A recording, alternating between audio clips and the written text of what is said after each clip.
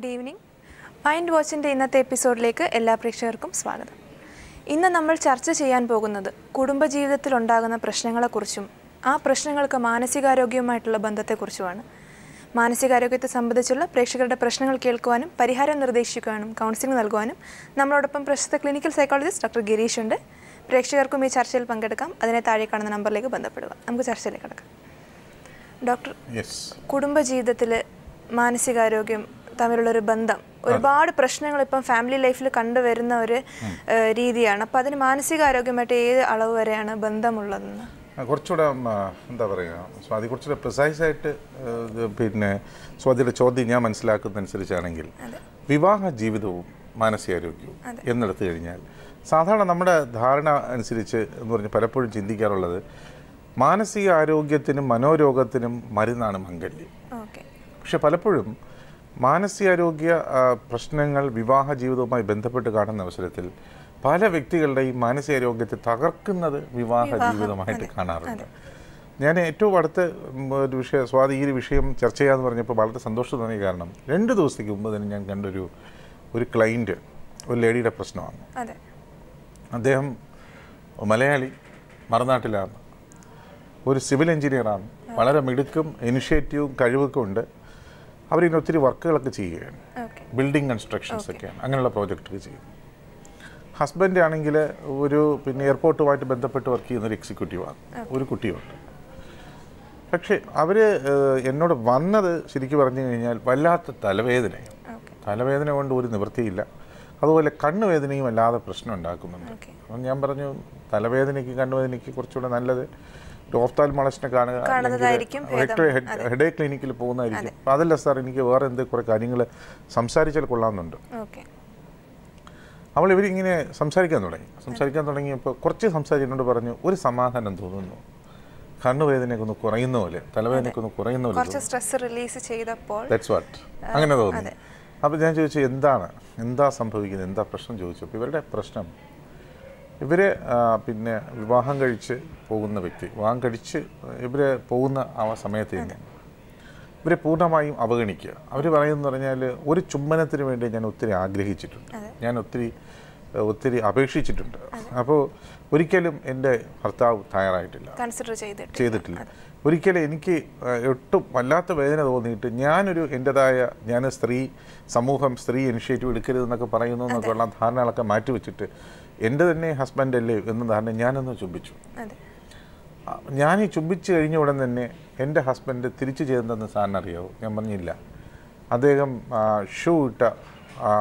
ചെരുപ്പിട്ടുകൊണ്ട് അദ്ദേഹം എൻ്റെ പിന്നെ നെഞ്ചത്തൊരിട്ട് ചവിട്ടായിരുന്നു. അപ്പോൾ ഞാൻ അദ്ദേഹത്തിന് നൽകുന്ന ചുംബനത്തിന് പ്രതിഫലമായിട്ട് എനിക്ക് കിട്ടുന്നത് ഷൂ കൊണ്ടുള്ള ചവിട്ടാണ്. ഞാൻ തളർന്നിരുന്നു പോയി. എനിക്ക് വല്ലാതെ എന്നെക്കുറിച്ച് തന്നെ ഒരു വല്ലാത്ത അപമതിപ്പ്. ഞാനിത് എന്താണ് ഞാനൊരു സ്ത്രീ, അയാളുടെ ഭാര്യ, എങ്ങനെയൊക്കെയാണ് എന്നുള്ള ഒരു ചിന്തകൾ. എന്നിട്ട് അവർ പറഞ്ഞ ഒരു സംഭവം എന്ന് പറഞ്ഞു കഴിഞ്ഞാൽ എനിക്ക് പിന്നെ ഇദ്ദേഹവുമായിട്ട് നല്ലൊരു വ്യക്തിബന്ധം സ്ഥാപിക്കണം, എൻ്റെ ഒരു ആത്മമിത്രം, ഒരു പങ്കാളി അങ്ങനെ ആവണമെന്നൊക്കെയുള്ള വളരെ സന്തോഷമുള്ള ആഗ്രഹങ്ങൾ മനസ്സിലുണ്ടായിരുന്നു. പക്ഷെ എന്ത് ചെയ്യാന്ന് പറഞ്ഞു കഴിഞ്ഞാൽ ഇദ്ദേഹം ഞാനുമായിട്ട് ഒരേ മുറിയിൽ കിടക്കുമ്പോൾ പോലും എൻ്റെ ബെഡ്റൂം ഷെയർ ചെയ്യുന്ന അവസരത്തിൽ പോലും ഇദ്ദേഹം ചെയ്യുന്നത് ഒരു മാസ്ക്, ഒരു കട്ടിയുള്ള മാസ്ക് അദ്ദേഹം കൊണ്ടുവരും. ഈ മാസ്ക് എൻ്റെ മുഖത്ത് കൊണ്ട് കംപ്ലീറ്റ് മൂടും. എന്നിട്ടാണ് എൻ്റെ അടുത്ത് വരുന്നത് പോലും. ഞാൻ ചോദിച്ചത് എന്താണ്? അപ്പോൾ പറയുന്നത് നിൻ്റെ മുഖം എനിക്ക് അത്ര വെറുപ്പാണ്, I hate your face even that extent, എനിക്കത് വേണ്ട, കാണാൻ വയ്യ. പക്ഷേ നിൻ്റെ മുഖം ഒഴിച്ചുള്ള നിൻ്റെ ശരീരം മറ്റൊരു സ്ത്രീയെ പോലെ ഞാൻ അങ്ങനെ ചിന്തിച്ചോളാം. അപ്പം ഞാനെന്നൊരു വ്യക്തിക്കുള്ള സ്ഥാനം എന്താണ്? ഈ ഒരു കമന്റ് തന്നെ ഒരു ഡിസ്കംഫർട്ടായിട്ട് ഫീൽ ചെയ്യുന്നുണ്ടോ? തീർച്ചയായിട്ടും. You can just imagine U being A female. ഒരു മുഖത്തെ മാസ്ക് കൊണ്ട് മൂടിയ ശേഷം ഒരു ഭർത്താവ് എന്ന് പറയുന്ന വ്യക്തി ഭാര്യയുമായിട്ട് ഒരു ബെഡ്റൂം ഷെയർ ചെയ്യുന്ന അവസരത്തിൽ ആ സ്ത്രീക്കുണ്ടാകുന്ന ഷോക്ക് എന്തായിരിക്കും? അപ്പോൾ ഈ നിലയ്ക്ക് പോകുന്ന ഒരു റിലേഷൻഷിപ്പ്. എന്നിട്ട് വേറൊരു പ്രശ്നം എന്ന് പറഞ്ഞാൽ ഇവർക്ക് വളരെ ഇഷ്ടം മ്യൂസിക്കാണ്. വീണ ഭംഗിയായിട്ട് പഠിച്ചിട്ടുണ്ട്, ഒത്തിരി ക്ലാസിക്കൽ മ്യൂസിക്. അവർ പറഞ്ഞു ക്ലാസിക്കൽ മ്യൂസിക് എന്ന് മാത്രമല്ല, പഴയകാലത്തുണ്ടായിരുന്ന വയലാർ, ദേവരാജൻ, അത്തരം ആ ഒരു കാലഘട്ടത്തിലുള്ള പാട്ടുകളൊക്കെ തന്നെ അവർ എല്ലാം ഡൗൺലോഡ് ചെയ്തിട്ട് ഒരു ടാബിൽ സൂക്ഷിച്ചിട്ടുണ്ട്. കലാകാരിയാണ്. She sings well. വളരെ എൻജോയ് ചെയ്യും. അപ്പോൾ അവരോട് ചോദിച്ചൊരു കാര്യം ഇതായിരുന്നു, സാർ ഒരുപക്ഷെ എൻ്റെ ഹസ്ബൻഡിന് പാടാൻ പറ്റില്ല എന്ന് പറഞ്ഞാൽ മനസ്സിലാക്കാം, പക്ഷെ പാട്ട് കേൾക്കാൻ ഇഷ്ടമില്ലാത്ത ഏതെങ്കിലും ഒരു മനുഷ്യനുണ്ടോ? പക്ഷെ ഇദ്ദേഹം കംപ്ലീറ്റ് വന്ന ശേഷം എൻ്റെ ടാബിന് അടിച്ചു പൊട്ടിച്ചു. മേലിൽ ഈ വിധത്തിൽ എന്തെങ്കിലും കാര്യങ്ങൾ ഏതെങ്കിലും ഇലക്ട്രോണിക് ഡിവൈസസിലോ സ്റ്റോർ ചെയ്യാന്നുണ്ടെങ്കിൽ നിന്നെ തന്നെ ഇതുപോലെ പൊട്ടിക്കും എന്ന് കാണിച്ച ശേഷം ടാബിനെ കംപ്ലീറ്റ് പൊടിയാക്കി. പിന്നെ ഒരു വിധത്തിലുള്ള ജോലി ചെയ്യാൻ എന്നെ അനുവദിക്കുന്നില്ല. ഇപ്പോൾ ഷീസ് എ സിവിൽ എഞ്ചിനീയർ, ഒരുപാട് ഈസ്തറ്റിക് പിന്നെ താല്പര്യമുള്ള ഇൻറ്റീരിയർ ഡെക്കറേഷനൊക്കെ വളരെയധികം സ്പിരിറ്റും താല്പര്യമുള്ള ഒരു വ്യക്തിയാണ്. ബട്ട് അത്തരം ഒരു കാര്യങ്ങളും ചെയ്യാൻ സാധിക്കത്തില്ല. അപ്പം ചോദിച്ചു, അതെന്തുകൊണ്ട് അങ്ങനെ ചെയ്താൽ നിനക്ക് അഹങ്കാരം കൂടും. ഞാൻ സമ്പാദിച്ചുകൊണ്ടുവന്ന കാശിൽ എൻ്റെ ഒരു പട്ടിയെ പോലെ അപ്പോൾ ഇവരെ ജോലിക്ക് പോകാനുള്ള താല്പര്യം, അവർക്ക് ഇങ്ങനെയുള്ള ബിൽഡിംഗ് കൺസ്ട്രക്ഷൻസ്, ഇന്റീരിയർ ഡെക്കറേഷൻസ് ഇതിലൊക്കെ വളരെ താല്പര്യമുള്ള വ്യക്തിയാണ്. അപ്പോൾ ഒരു കാരണവശാൽ ഇത്തരം കാര്യങ്ങൾ ചെയ്യാൻ അവർ സമ്മതിക്കത്തില്ല. അപ്പോൾ ചോദിക്കുന്ന അവസരത്തിൽ പറയുകയെന്ന് പറഞ്ഞാൽ, അങ്ങനെ നീ സ്വന്തമായി ചെയ്തു കഴിഞ്ഞാൽ നീക്കുള്ള ഒത്തിരി സെൽഫ് എസ്റ്റീം ഒക്കെ കൂടും. ഒരു വിധത്തിൽ നീ എങ്ങനെ ചെയ്യാൻ പാടില്ല, എൻ്റെ പരിധിയിൽ നീ നിൽക്കണം, നീ വിട്ടുപോകേണ്ട കാര്യമില്ല, നിങ്ങൾ നിൽക്കണം. ഡോക്ടർ, നമുക്കൊരു കോളർ ഉണ്ട്. അനിൽ ഭാസ്കർ ആണ് ചങ്ങനാശ്ശേരിയിൽ നിന്നും. ഹലോ ഹലോ ഹലോ അനിൽ, ഡോക്ടറോട് സംസാരിച്ചോളൂ. ഹലോ, പറയൂ. ഹലോ ഹലോ ആ ഞാന് ഹലോ അവരുടെ I am quite fine, tell me. Okay, ഞാൻ എളുപ്പം പറയാൻ ശരിക്കും കുറവുണ്ട്. എനിക്ക് എന്ന് പറയുന്നത് കല്യാണം കഴിഞ്ഞിട്ട് 17 വർഷമായി. ഓക്കെ, 17 വർഷമായിട്ട് എനിക്കിപ്പം ഒത്തിരി എന്താ പറയുക, ആദ്യമൊക്കെ എനിക്ക് മാനസികമായിട്ട് നല്ലൊരു അറ്റാച്ച്മെന്റ് ആയിരുന്നു. വൈഫുമായിട്ട് നല്ല അറ്റാച്ച്മെന്റ് ഉണ്ടായിരുന്നു ആദ്യം. ശേഷം ഇപ്പൊ എനിക്കിപ്പം ഒരു വർഷം അവരുടെ ഫാമിലിയിൽ നിന്ന് ഉണ്ടായിരുന്ന അനുഭവങ്ങൾ എന്നെ മാനസിക ബാധ്യത ഉണ്ടായിരുന്നു. ഒരു വർഷമായിട്ട് അവരുടെ ഫാമിലി ഉണ്ടായിരുന്ന, അതിനുശേഷം ഒരു കല്യാണം കഴിഞ്ഞ് 2 മാസം കഴിഞ്ഞപ്പോഴത്തേക്ക് അവരുടെ ഫാമിലിയിൽ നിന്ന് ഉണ്ടായിരുന്ന വ്യക്താനുഭവം എനിക്ക് ഒരു വല്ല മാനസികമായിട്ട് എന്നെ തകർക്കുകയും അവരെ പിന്നെ ഒത്തിരി കാര്യങ്ങൾ അവരുടെ കുടുംബപരമായിട്ടുള്ള ഒത്തിരി കാര്യങ്ങൾക്ക് ഞാൻ ഫുൾ സപ്പോർട്ടും ഇൻവോൾവ് ആയിരുന്നു. സിൻസിയറായിട്ട് ഞാൻ അവരോട് ബിഹേവ് ചെയ്തു. അതിൽ നിന്നൊക്കെ ഒത്തിരി അവരുടെ വീട്ടിൽ നിന്ന് എനിക്ക് ഒത്തിരി ഉണ്ട്. അതായത് എന്നെ ഇൻസൾട്ട് ചെയ്യുന്ന രീതിയിൽ അതിന്റെ സംഭവം ഉണ്ടായി. പിന്നെ വൈഫിനോട് എനിക്ക് ഏറ്റവും വലിയ പ്രോബ്ലം എന്ന് പറഞ്ഞാൽ എനിക്ക് അക്സെപ്റ്റ് ചെയ്യാൻ പറ്റാത്ത, വൈഫിന് എന്നെ കേട്ട് 2 വയസ്സിൽ എൽഡറാണ് വൈഫ്. അത് എനിക്ക് ഡോക്ടർ അത് സംസാരിച്ചാൽ എനിക്കത് അതിൽ നിന്ന് റിക്കവർ ചെയ്യാൻ പറ്റുള്ളൂ. ഇപ്പോഴും എന്നെ ആരോഗ്യത്തെ പ്രശ്നമില്ല. ഡോക്ടർ നേരത്തെ പറഞ്ഞ പോലെ ഒരു ശാരീരിക ബന്ധം ഉണ്ടാകുമ്പോൾ നമുക്ക് അത് ഇപ്പം നമ്മുടെ പിക്ചർ വേറെ ഒരു പിക്ചർ ആയിരിക്കും എന്റെ മനസ്സിലായി. അതായത് നമ്മളിപ്പോ ഒരു കോഴിയുടെ കൂടെ പോകുന്നുവെങ്കിൽ എലിയെ കുറിച്ച് ചിന്തിക്കുന്ന അവസ്ഥ. സാർ ഇപ്പം തന്നെ ഇതിലൊരു എനിക്കൊരു അഡ്വൈസ് തരുവാണെങ്കിൽ. അല്ല, എനിക്ക് പിന്നെ അനിൽ, എനിക്ക് 2 ഡൗട്ട്സ് ഉള്ളത്.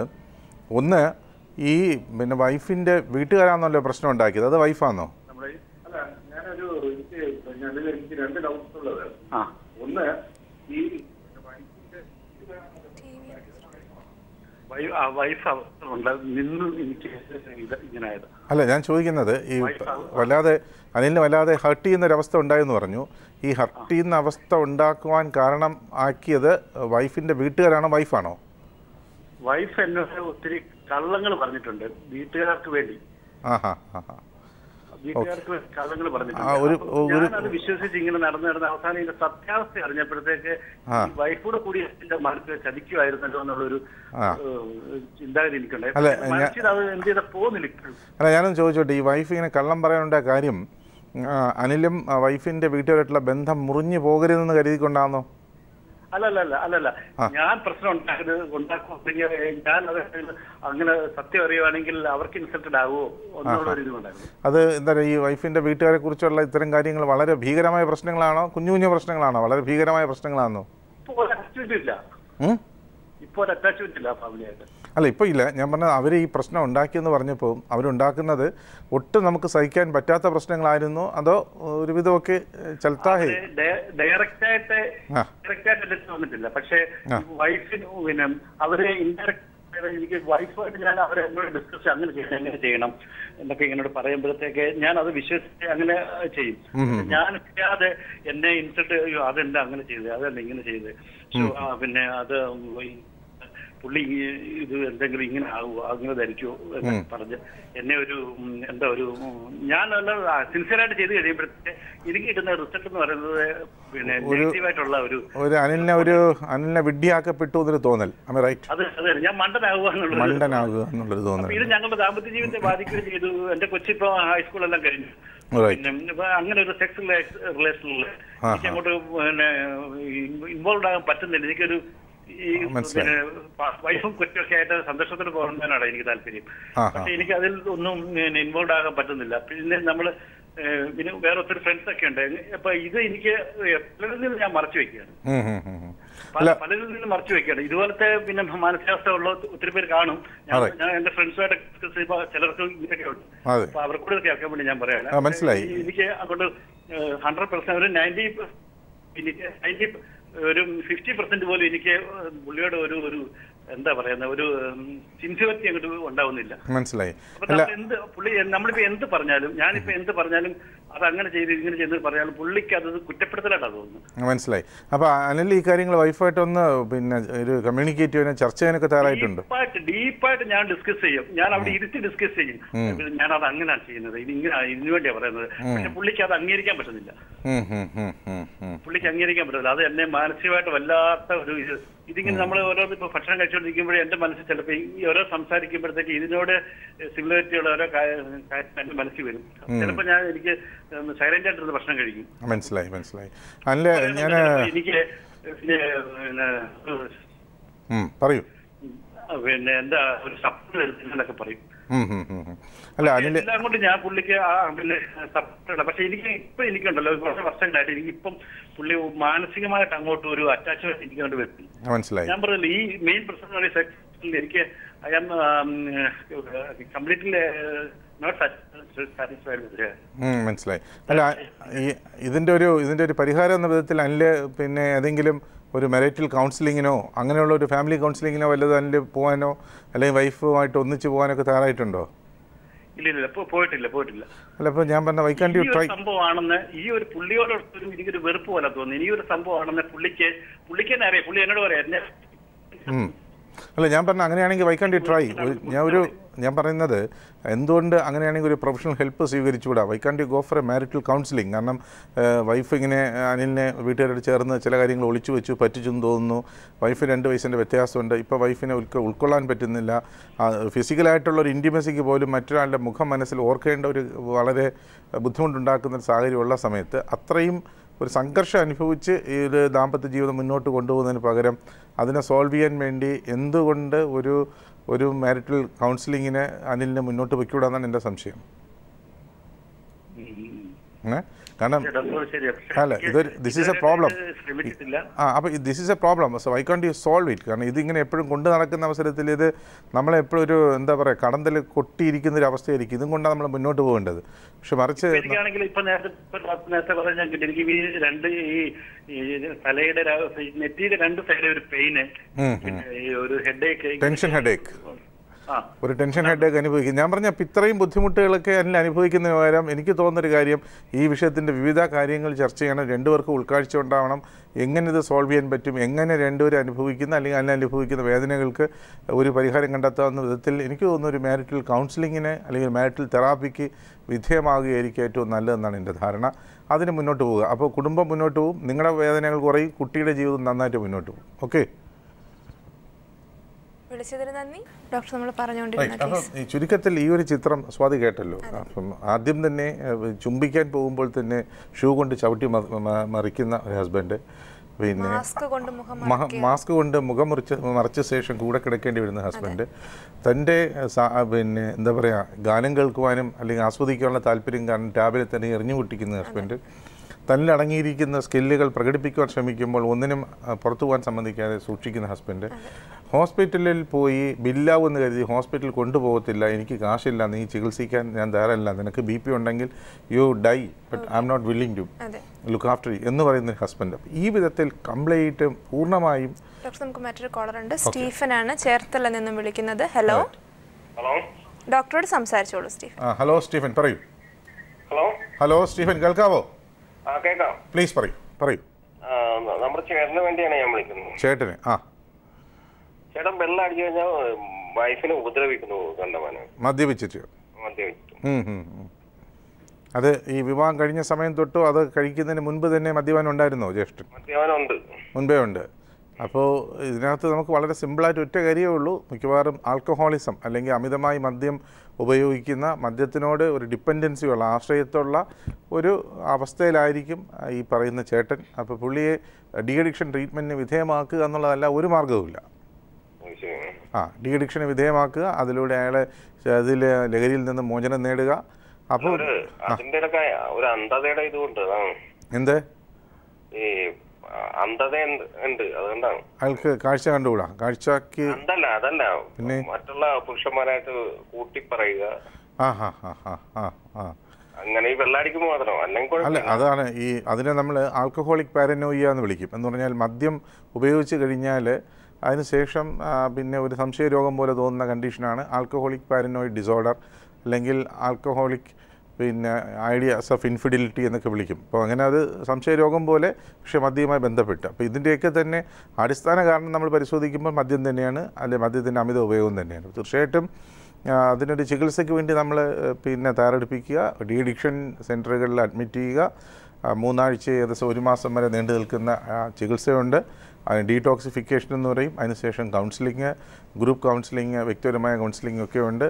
അതിനുശേഷം മരുന്നുകൊണ്ടുള്ള ചെറിയ ചില പരിപാടികളുണ്ട്. അപ്പോൾ ഇതിനൊക്കെ തന്നെ ഉൾപ്പെടുത്തുന്ന ഒരു ചികിത്സാ സംവിധാനം നമ്മളെ ബ്രദറിന് കൊടുക്കുക, എന്നിട്ട് അയാളെയും കുടുംബത്തെ രക്ഷപ്പെടുത്തുക എന്നുള്ളതാണ് ഏറ്റവും നല്ല കാര്യം.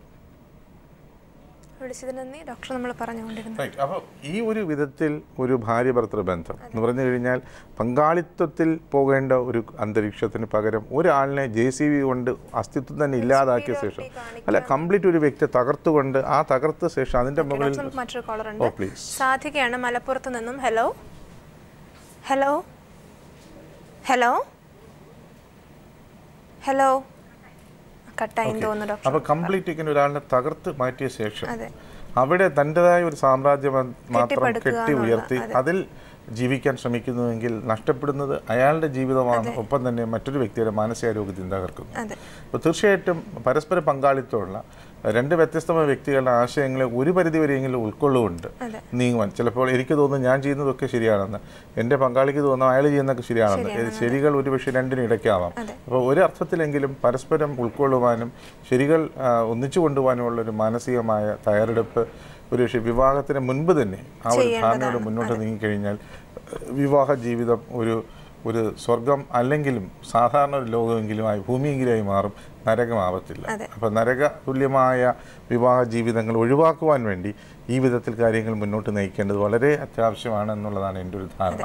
ഡോക്ടർ, ഇപ്പോൾ ഇങ്ങനെ ഒരുപാട് പ്രശ്നങ്ങൾ സഫർ ചെയ്യുന്ന ആൾക്കാരുണ്ടല്ലോ, അവർക്ക് ഇപ്പോൾ ഒരു റെമഡി എന്നുള്ള നിലയിൽ എന്താണ് റെമഡി? തീർച്ചയായിട്ടും ഇപ്പോൾ ഞാൻ ഈ പറഞ്ഞ പോലെ ഇപ്പോൾ മാരിറ്റൽ തെറാപ്പി ഉണ്ട്. കാരണം പലപ്പോഴും ഈ 2 വ്യക്തികൾ എടുത്തു കഴിഞ്ഞാൽ ഓരോ വ്യക്തികളും അവരുടേതായ നിലയ്ക്ക് നോക്കിയാൽ വലിയ പ്രശ്നക്കാരാവണമെന്നില്ല.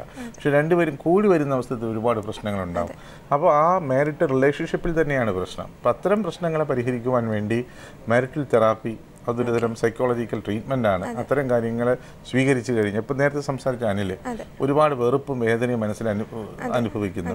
ഭാര്യ എന്തുകൊണ്ട് അങ്ങനെ പറഞ്ഞു, ഇതൊന്നും എന്തുകൊണ്ട് ഇങ്ങനെ മറ്റൊരു അവരുടെ ഫാമിലി മാത്രം സൈഡ് ചെയ്തു, അയാൾക്ക് ചിന്തിച്ചാൽ മനസ്സിലാവുന്നില്ല, ഉൾക്കൊള്ളാൻ പറ്റുന്നില്ല. ബട്ട് അത്തരം ഒരു മാരിറ്റൽ തെറാപ്പിയിലൂടെ അല്ലെങ്കിൽ ഫാമിലി തെറാപ്പിയിലൂടെ അത്തരം പ്രശ്നങ്ങൾ ചർച്ച ചെയ്യുകയും എക്സാക്ട്ലി ഒരു പക്ഷേ അവരുടെ ധാരണകളുടെ പ്രശ്നമോ വ്യക്തിത്വത്തിൻ്റെ വൈകല്യങ്ങളോ ആവാം, അത് മനസ്സിലാക്കി തിരുത്തി മുന്നോട്ട് പോവുകയാണ് അതിനൊരു അഭികാമ്യമായ പരിഹാരമാണ്. ഡോക്ടർ എന്തെങ്കിലും മെഡിറ്റേഷനോ മെഡിക്കേഷനോ അങ്ങനെ എന്തെങ്കിലും? ഇതിനിപ്പോൾ റിലേഷൻഷിപ്പിനാണ് പ്രശ്നമായതുകൊണ്ട് തന്നെയാണ് ആർക്കാണ് മെഡിസിൻ എന്നൊരു ചോദ്യം അപ്രസക്തമാണ്. റിലേഷൻഷിപ്പിന് കൊടുക്കാൻ മാർഗമില്ല.